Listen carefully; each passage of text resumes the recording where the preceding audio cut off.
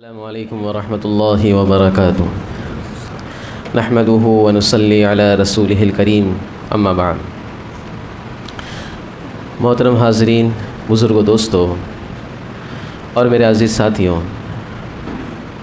اللہ رب العزت نے قرآن مجید کے اندر ہم سب کو زندگی گزارنے کا طریقہ بتایا ہے اور اعمال کے کرنے کے ساتھ ساتھ اعمال کی حد کو بھی بتایا۔ ایک آیت ذہن میں آئی، اس کو ہم زکوٰۃ سے جوڑیں گے۔ سب سے پہلے سمجھے اس آیت کے اندر اللہ رب العزت ایک بڑی اچھی چیز بتا رہے ہیں جس کو صحابہ نے سمجھا اور اللہ سے قریب ہو گئے۔ اللہ رب العزت فرماتے ہیں لن تنالوا البر حتى تنفقوا مما تحبون، کہ تم نیکی کے کمال کو نہیں پہنچ سکتے جب تک کہ وہ چیزیں تم خرچ نہ کرو جن چیزوں کو تم محبوب رکھتے ہو۔ دیکھو دوستو، ایک چیز صرف وہ چیز ہوتی ہے اور ایک ہوتا ہے اس کا کمال۔ نیکی تو سب کرتے ہیں، اللہ کا شکر ہے، اللہ نے ہم سب کو ایمان دیا ہے۔ ہم دن بھر میں بہت سارے ایسے کام کرتے ہیں جو نیکیاں شمار ہوتی ہیں۔ اس کی مثال اس طرح لیں کہ ڈاکٹرز تو بہت ہیں، لیکن کچھ ڈاکٹرز اپنے اندر ایک کمال رکھتے ہیں، انجینئرز تو بہت ہیں، لیکن کچھ انجینئرز اپنے اندر کمال رکھتے ہیں۔ ہر فن کے اندر، ہر ہنر کے اندر، ہر فیلڈ کے اندر کچھ ایسے لوگ ہوتے ہیں کہ جب اس فیلڈ کا نام لیا جاتا ہے تو وہ لوگ ذہن میں آتے ہیں۔ سمجھ میں آ رہی بات؟ جیسے مثال کے طور پر صرف ایک ڈاکٹر کا نام لے لوں، کینسر ایک بہت خطرناک بیماری ہے اور اس کے دنیا بھر میں بہت سارے ڈاکٹر حضرات ہیں جو کینسر کا علاج کرتے ہیں۔ ایسے بھی ہوں گے بیچارے جن کو کوئی پہچانتا نہیں ہے، لیکن اللہ رب العزت نے ان کے ہاتھوں میں بہت شفا رکھی ہوں گی، بہت ان کو ایکسپیرینس ہوگا، ان کا نام پتہ نہیں کسی کو، لیکن جب بھی کینسر کا نام لیا جاتا ہے تو سلطان پردھان بہت بڑا ڈاکٹر ہے، وہ ذہن میں آتا ہے۔ تو معلوم ہوا کہ ایک ہوتا ہے کسی چیز کا کرنا، کیا نیکی کا کرنا، اور ایک کمال درجے پر جا کے نیکی کرنا۔ تو اللہ رب العزت اس آیت کے اندر بتا رہے ہیں لن تنالوا البر حتى تنفقوا مما تحبون، کہ تم نیکی کے کمال درجے کو اس وقت تک نہیں پہنچ سکتے جب تک کہ تم اپنی محبوب چیزوں کو خرچ نہ کرو۔ یہ آیت جب نازل ہوئی ہے تو صحابہ کرام یہ نیکی میں بہت زیادہ اپنے آپ کو آگے بڑھانے والے تھے اور بہت زیادہ چھپ کر، کھل کر اور عجیب عجیب طریقے سے صحابہ کرام نے خرچ کیا ہے۔ اللہ کے نبی صلی اللہ علیہ وسلم کے پاس آئے، بہت سارے صحابہ کے واقعات ملتے ہیں اور کہنے لگے اللہ کے نبی صلی اللہ علیہ وسلم یہ آیت نازل ہوئی ہے، آپ نے ہم کو اس آیت کا حکم سنا ہے، تو ہم جو ہے اپنی محبوب چیزوں کو خرچ کرنا چاہتے ہیں۔ تو اللہ کے نبی نے فرمایا اچھی بات ہے، نیکی کے کمال درجے کو پہنچو خرچ کر کے۔ ایک صحابی آئے، کہنے لگے کہ میرا فلاں باغ، میرے پاس باغ بہت سارے ہیں، لیکن میرا وہ فلاں باغ جو مجھے بہت زیادہ محبوب ہے، اور اس میں ایک کنواں ایسا ہے اس باغ کے اندر جس کا پانی اتنا اچھا ہے، اتنا میٹھا ہے کہ پورے اس علاقے کے اندر، مدینے کے علاقے کا انہوں نے نام لیا، وہاں پر ایسا پانی کسی میں بھی نہیں ہے، میں یہ چاہتا ہوں کہ میں اپنا یہ باغ اللہ کو دے دوں۔ صحابہ کے ذہن میں دوستو یہ بات بیٹھ چکی تھی کہ ہم جو بھی کچھ خرچ کرتے ہیں اللہ رب العزت نے اس کی نسبت اپنی طرف کیا ہے، تو گویا ہم اللہ کو دے رہے ہیں۔ تو انہوں نے باوجود یہ کہ وہ ہمیشہ وقتاً فوقتاً خرچ کرتے رہتے تھے، لیکن جب یہ آیت سنی ہے تو اپنا سب سے محبوب باغ انہوں نے صدقہ کیا ہے۔ اور آپ دیکھیں دوستو، صحابہ کرام کا خرچ کرنے کے سلسلے میں کیا معمول تھا، اور خرچ کر کے ڈرتے تھے۔ ایک شخص مدینہ آیا، غیر مسلم تھا، مدینہ میں کسی بادشاہ کا قاصد بن کر آیا تھا، کچھ پیغامات لایا تھا۔ تو جب وہ مدینہ میں آیا ہے تو پورے مدینے کے اندر خوشی کا ماحول تھا، چھوٹے چھوٹے بچے گلیوں میں یہاں دوڑ رہے تھے، خوشیاں منا رہے تھے، اور اکثر جو غریب مدینہ کے اندر تھے وہ لوگ خوش تھے۔ تو ابھی اپنے محلے کے اندر اگر کوئی نیا آدمی آئے اور ایک خوشی کا ماحول ہو تو اس کو سمجھ میں آئے گا کہ کچھ ان کا تہوار وغیرہ ہے شاید، اور سناٹا رہے گا تو سمجھ میں آئے گا کوئی تہوار وغیرہ نہیں ہے، سب نارمل چل رہا ہے۔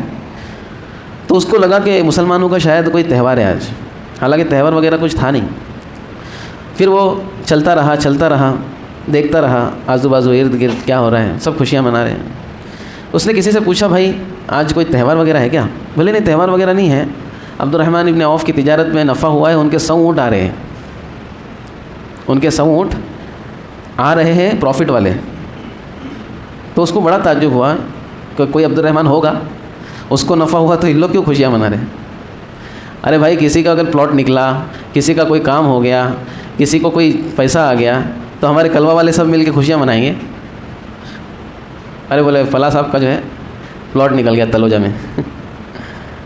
تو عبد الرحمن ابن عوف رضی اللہ عنہ، اچھا وہ چلتا رہا، اس کی حیرت میں بہت اضافہ ہوا کہ ایک جن کو خوشی مل رہی ہے تو سب خوش ہو رہے ہیں، ایک سمجھ میں نہیں آ رہی بات۔ پھر کسی اور سے اس نے پوچھا بھائی عبد الرحمن ابن عوف کون ہے؟ بولے عبد الرحمن ابن عوف ہے ہمارے یہاں کے ہی ہے۔ کہاں ملیں گے؟ بولے مسجد میں ہوں گے۔ تو مسجد میں جا کر دیکھا کہ سب باہر خوشیاں منا رہے ہیں اور ایک شخص مسجد میں بیٹھ کے رو رہا ہے، اللہ سے دعا مانگ رہا ہے۔ تو اس نے کہا تھا مسجد میں ہوں گے، مسجد میں کوئی اور نظر نہیں آیا، تو دعا ختم ہونے تک رکا اور پھر کہنے لگا بھائی آپ عبد الرحمن ابن عوف ہیں؟ بولے ہاں۔ بولے سب جو ہے آپ کا مال آ رہا ہے، سب خوشیاں منا رہے ہیں اور آپ رو رہے ہیں، تو سب خوشیاں کیوں منا رہے ہیں؟ یہ سب خوشیاں کیوں منا رہے ہیں؟ بولے وہ تو نہیں میں بتا پاؤں گا کہ خوشیاں کیوں منا رہے، ہو سکتا ہے ان کو خوشی ہو رہی ہو، آپ کیوں رو رہے ہیں؟ تو انہوں نے کہا کہ اللہ رب العزت نے جو مجھ کو نفع دیا ہے، اللہ رب العزت اس میرے نفع کو قبول کر لے، میں اللہ سے یہی رو کر مانگ رہا ہوں کہ اللہ اس کو قبول کر لے۔ تو اس کو سمجھ میں نہیں آ رہی کہ اللہ کیا قبول کرے گا۔ اب جو ہے بہرحال اس نے بات چیت کی، سب لوگ ایک علاقے میں جمع ہو گئے۔ جب وہ اونٹ آئے ہیں تو عبد الرحمن ابن عوف رضی اللہ عنہ نے کہا، ان کا معمول تھا، کہنے لگے کہ اونٹ پہ سے مال نیچے اترنے سے پہلے غریب کے گھر پہ پہنچ جانا چاہیے۔ اب جتنے اونٹ آئے تھے اس میں سے کچھ رکھ کر باقی پورے کے پورے انہوں نے صدقہ کر دیے۔ اب اس کی حیرت میں اضافہ جو ہوا تھا اور زیادہ ہوا کہ اس لیے لوگ خوش ہیں، اس لیے غریب خوش ہے کہ انہوں نے جو ہے اپنا پورا مال، پورا پروفٹ اس میں سے کچھ حصہ رکھ کر پورا غریبوں میں تقسیم کر دیا۔ تو دوستو حضرت عبد الرحمن ابن عوف کا یہ اکثر معمول تھا۔ تو اللہ نے کیسی زندگی میں برکت دی اور کیسی موت پر برکت دی کہ جب حضرت عبد الرحمن ابن عوف کی وراثت تقسیم ہوئی ہے ان کے وارثوں میں، ان کے انتقال کے بعد، تو روایت میں آتا ہے کہ اتنا سونا تھا ان کے پاس، اتنا مال تھا کہ جو پارائی ہوتی ہے اس سے کاٹ کاٹ کے سونا تقسیم کیا گیا۔ ہم سوچتے ہیں کہ خرچ کرنے سے کم ہو جاتا ہے، لیکن صحابہ کرام نے اپنی محبوب چیزوں کو اتنا خرچ کیا کہ اللہ رب العزت نے ان کو دنیا کے اندر ہی اتنا دیا کہ ہم اس کا اندازہ نہیں لگا سکتے۔ اللہ کے نبی صلی اللہ علیہ وسلم نے قسم کھا کر کچھ چیزیں ارشاد فرمائی ہیں، اس میں سے ایک حدیث میں اللہ کے نبی صلی اللہ علیہ وسلم نے ارشاد فرمایا کہ میں قسم کھا کر کہتا ہوں کہ صدقہ کرنے سے مال کم نہیں ہوتا۔ پہلی بات تو اللہ کے نبی صلی اللہ علیہ وسلم کی بات سچی، اور اللہ کے نبی صلی اللہ علیہ وسلم کی باتوں کو اللہ رب العزت نے اپنی نفس پر، اپنی سوچ پر نہیں چھوڑا ہے۔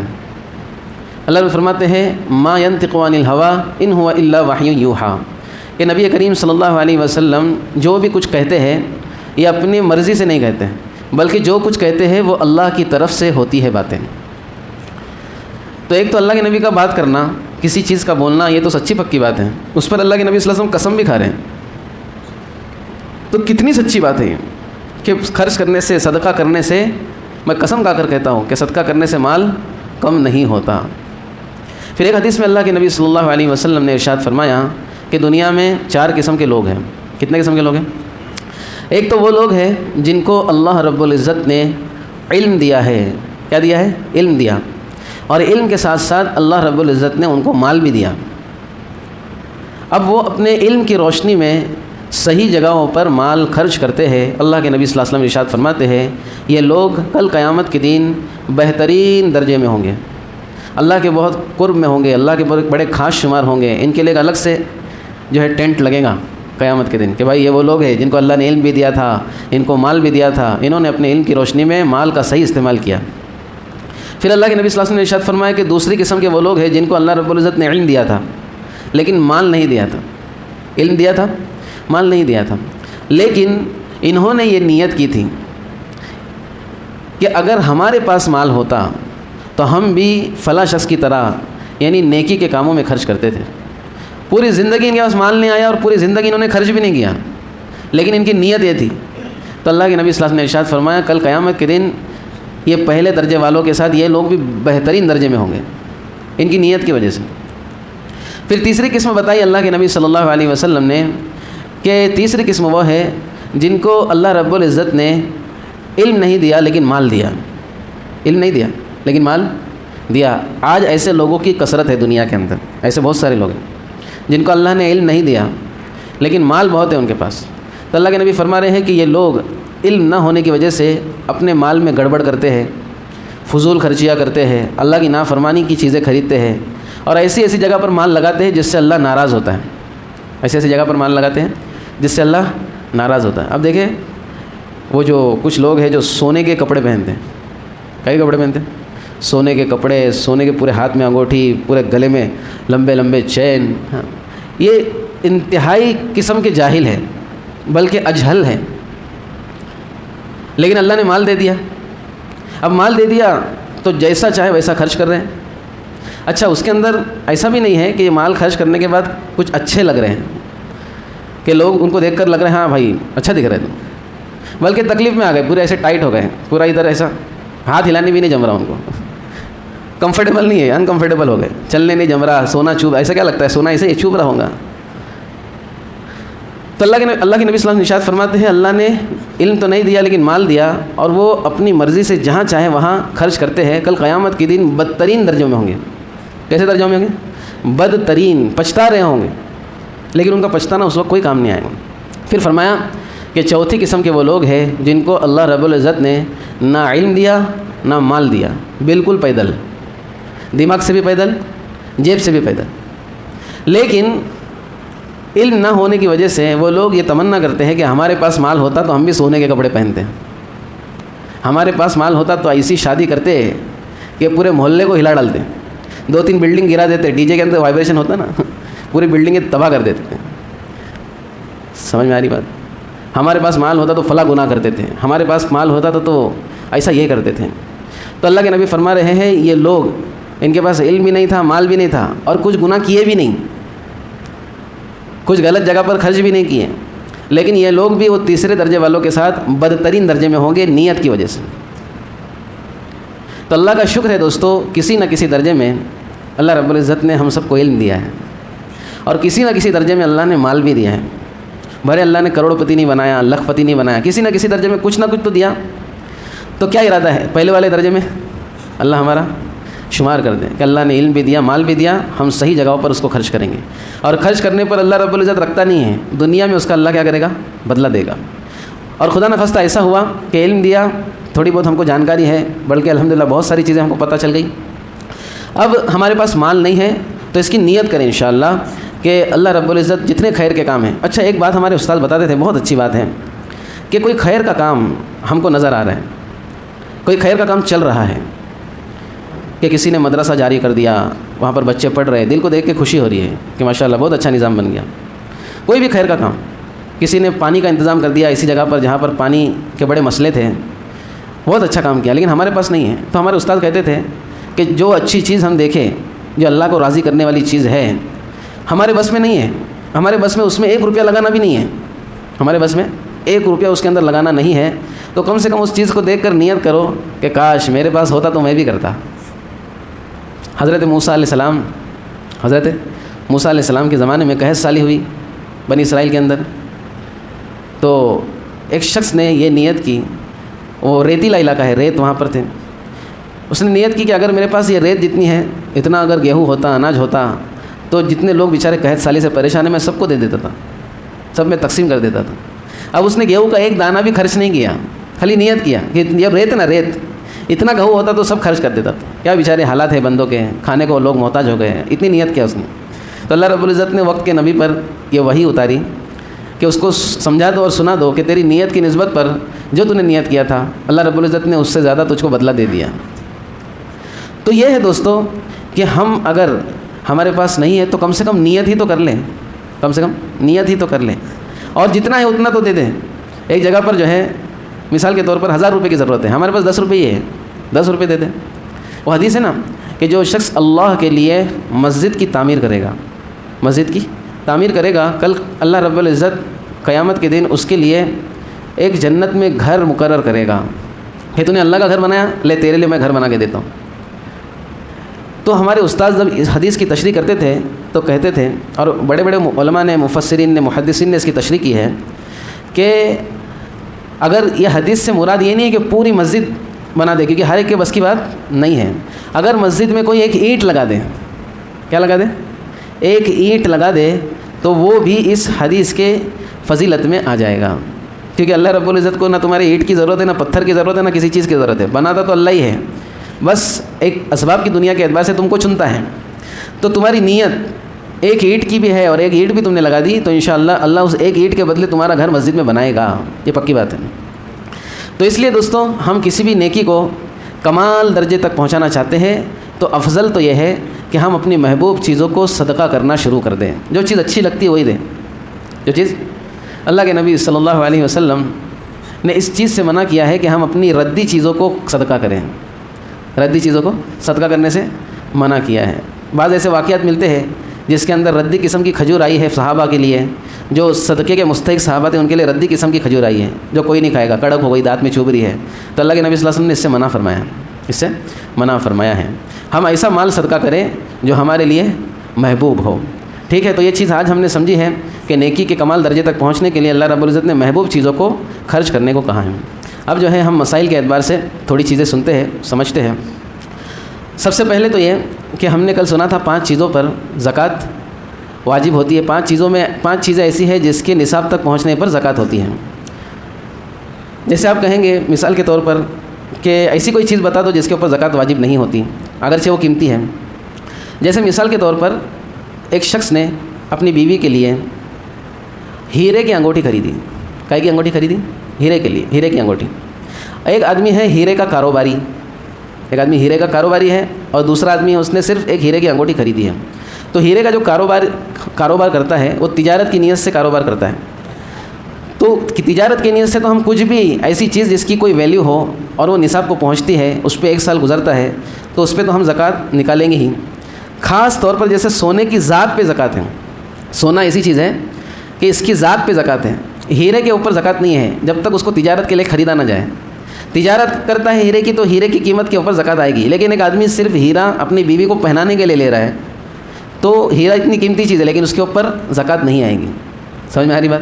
کیونکہ زکوٰۃ صرف سونا اور چاندی پر ہے، مال تجارت پر ہے، مویشی پر ہے، کھیتی پر ہے اور باغات کے پھلوں پر ہے۔ سمجھ میں آ رہی بات؟ تو کچھ چیزیں ایسی بھی ہے جس کی قیمتی ہونے کی وجہ سے اس کے اوپر زکوٰۃ نہیں آتی جب تک کہ اس کو تجارت کی نیت سے اپنے پاس نہ رکھا جائے، وہ انشاءاللہ اور آگے مسئلہ سمجھ میں آئے گا۔ تو سب سے پہلے جو اکثر لوگ سوال پوچھتے ہیں اور اکثر لوگوں کے پاس ہے وہ ہے سونا اور چاندی۔ چاندی کا بھی تھوڑا ہمارے یہاں پہ رواج کم ہے ہمارے علاقے کے اندر، ورنہ بھارت کے بہت سارے علاقوں کے اندر چاندی بھی بہت ساری ہوتی ہے لوگوں کے پاس، بلکہ سونے سے زیادہ لوگ چاندی رکھتے ہیں، جیسے یو پی وغیرہ کے علاقے کے اندر بھی چاندی زیادہ استعمال ہوتی ہے۔ بہرحال تو سونے کا نصاب ہم سمجھیں، سب سے پہلے ہم سمجھ چکے ہیں نصاب کس کو کہتے ہیں، جس کے ہونے پر زکوٰۃ فرض ہوتی ہے۔ صاحب نصاب وہ ہے کہ کسی آدمی کے پاس نصاب کے بقدر مال ہو، اتنا ہو جس کے اوپر زکوٰۃ فرض ہوتی ہے۔ تو سونے کا نصاب کیا ہے؟ تو سونے کا نصاب ہے 7.5 تولہ۔ کتنا؟ 7.5 تولہ۔ ایسا دیکھا جائے تو فقہا نے 7.5 تولہ جو کہا ہے اس کو 87 گرام کہا ہے۔ کتنا کہا ہے؟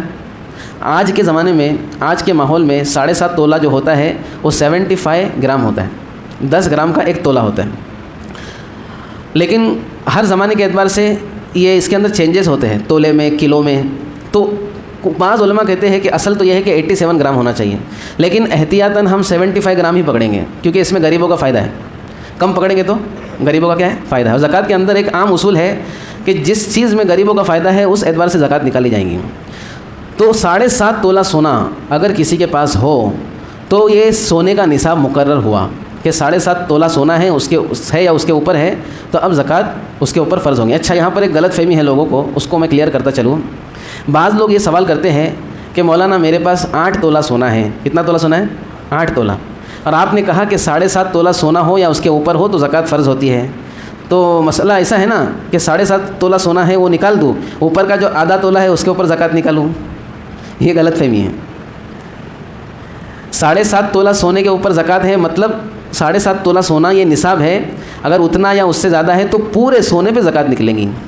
ऐसा नहीं कि 9 तोला है तो 7.5 निकाल के 1.5 पे निकालूँ, ऐसा नहीं है। 7.5 तोला सोना है या उसके ऊपर है तो पूरे सोने पर ज़कात निकलेंगी। ये भी उस सूरत में है जब हमारे पास सिर्फ सोना हो। एक आदमी के पास ना चांदी है, ना कैश है, ना प्रॉपर्टी है, कुछ भी नहीं है, खाली उसके पास 7.5 तोला सोना है। तो अब 7.5 तोला 7 तोला है उसके पास मिसाल के तौर पर, और उसके अलावा कुछ भी नहीं है। ये जुमले को जहन में रखें, कुछ भी नहीं है, सिर्फ 7 तोला सोना है। तो अब ज़कात इस पे वाजिब नहीं होती, सिर्फ 7 तोला भी है तो, क्योंकि निसाब को नहीं पहुंचा। लेकिन एक आदमी के पास 3 तोला सोना है, कुछ चांदी है, कुछ कैश है, यानी बहुत सारी चीज़ें उसके पास, और ये सब चीज़ें मिलकर 52.5 तोला चांदी की कीमत को पहुंच जाए, थोड़ा थोड़ा मिलकर कतरा कतरा मिलकर समंदर बन जाए, तो अब इसके ऊपर 52.5 तोला चांदी के निसाब के बकदर उसको पकड़ के उसके ऊपर ज़कात निकाली जाएगी। समझ में आ रही बात? लेकिन एक आदमी के पास सोने के अलावा कुछ नहीं है तो वो इंतज़ार करेगा 7.5 तोला होने तक। अच्छा, कोई शख्स 7 तोला है और वो ये चाहता है कि मैं भी ज़कात निकालूँ, तो निकाल सकता है। ज़कात निकालने में अगर हम साहिब निसाब नहीं है तो भी कोई प्रॉब्लम नहीं है, निकाल सकते हैं, इंशाल्लाह सवाब तो मिलेगा ही। लेकिन अगर कोई शख्स बहुत उसूल का पाबंद है, बोले जब तक 7.5 नहीं होगा जब तक नहीं निकालूंगा, तो वो भी उसके लिए जायज़ है, कोई मसला नहीं। 7.5 होने पर ही ज़कात वाजिब होती है। समझ में आ रही बात? तो ये एक चीज़। अच्छा, दूसरी शर्त, 7.5 तोला सोना हो और उस पर 1 साल मुकम्मल गुजर जाए, 1 साल मुकम्मल गुजर जाए, उस वक्त उसके ऊपर ज़कात फ़र्ज़ होगी। जैसे मैंने बताया था कि एक लड़की की शादी हुई, बाप ने उसको सोना दिया, अक्सर ऐसे ही होता है, बच्चियों को सोना दिया जाता है, शौहर की तरफ से महर आया। अब जो है वो अपनी शादी की तारीख़ को महफूज कर लेंगी उर्दू के एतबार से, और फिर जब उसका साल गुजरेगा तो उसके ऊपर उसकी ज़कात निकालना वाजिब हो जाएंगी। तो साहिब निसाब बनने के लिए ये शर्त के माल उसके पास आ जाए और फिर उसके ऊपर 1 साल गुजरे। तो सोने का भी यही मसला है, 7.5 तोला सोना होगा और उस पर साल गुजर जाएगा, अब क्या होगा, उस पर ज़कात। अच्छा, बाद लोग ये समझते हैं कि जो सोना लिया था उसके ऊपर ही साल गुजरना चाहिए। इसके लिए माशाल्लाह बहुत सी औरतें, इसके लिए नहीं बल्कि करते रहती हैं औरतें, कि सोना लिया, थोड़ी डिज़ाइन ओल्ड हो गई, पुरानी हो गई, 1 साल होने से पहले सुनार के इधर गए, बोले ये ले लो, दूसरा दे दो।